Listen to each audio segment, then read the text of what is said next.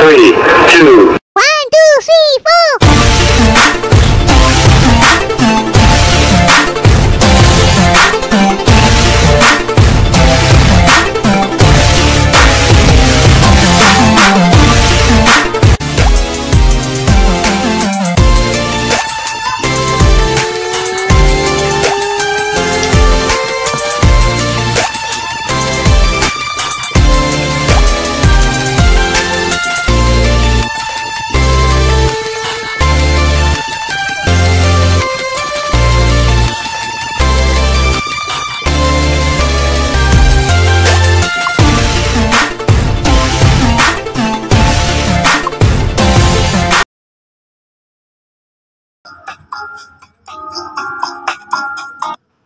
Salam sejahtera Malaysia, selamat petang. Berita terkini. Sejurus selepas pembubaran Parlimen, Dewan Rakyat dibubarkan berkuat kuasa hari ini oleh Perdana Menteri Malaysia Datuk Seri Ismail Sabri Yaakob yang sekarang ini bukan lagi Perdana Menteri Malaysia kerana telah pun dibubarkan Dewan Rakyat. Berita ini dipetik daripada bharian.com.my bertajuk Kerajaan Sementara Kini perlu pisahkan entiti kerajaan dari parti politik. Berita penuh Kuala Lumpur. Kerajaan sementara atau caretaker government yang kini mentadbir negara susulan pembubaran parlimen semalam.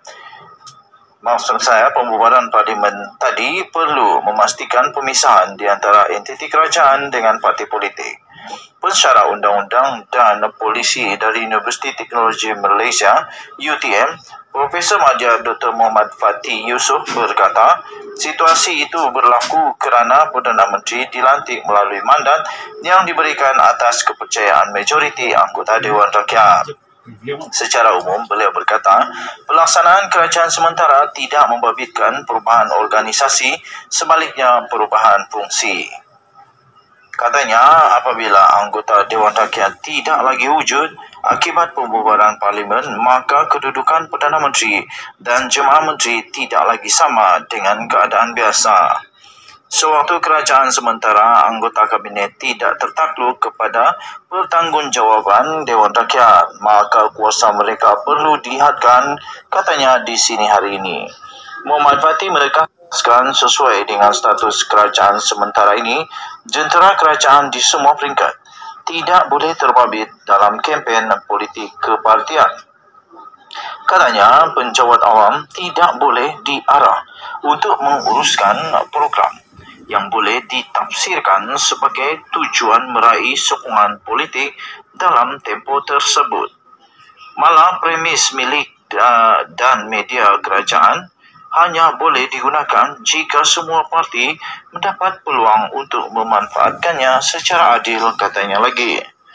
Muhammad Fatih berkata, dalam tempoh ini, kerajaan hanya menjalankan tugas asasi seperti menjaga keamanan dan menguatkuasakan undang-undang, selain memantau pelaksanaan tugas harian jentera kerajaan sehinggalah pilihan raya umum PRU dapat dijalankan berjalan dengan jayanya.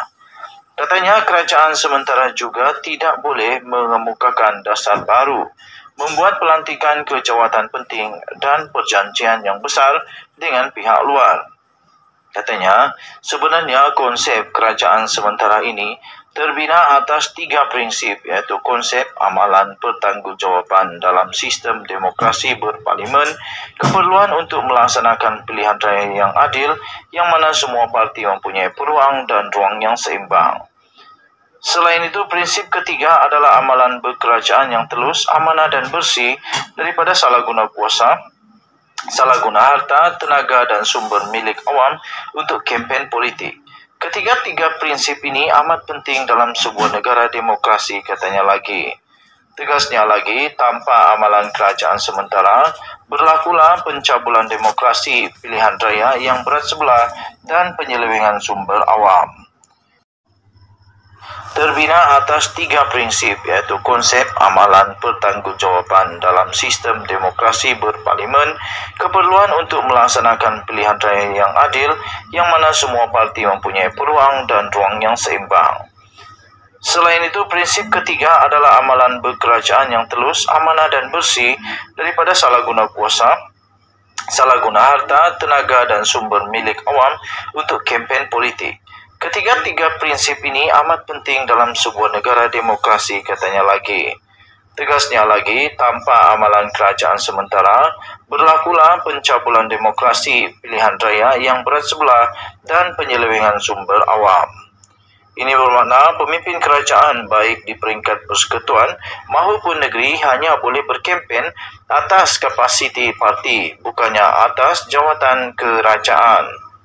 Program kerajaan pada semua peringkat perlu dikurangkan setakat yang boleh bagi mengelakkan salah guna jentera atau program kerajaan untuk mendapat pengaruh politik. Prinsip ini berdiri di atas logik bahawa program dan sumber kerajaan adalah milik awam dan ia boleh disalahgunakan untuk kepentingan persendirian, iaitu calon pilihan raya, katanya lagi.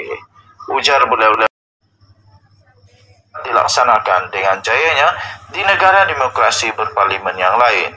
Katanya, kebanyakan dikuatkuasakan secara konvensyen atau amalan biasa tanpa terikat dengan peraturan tertulis. Sekian berita untuk mendapat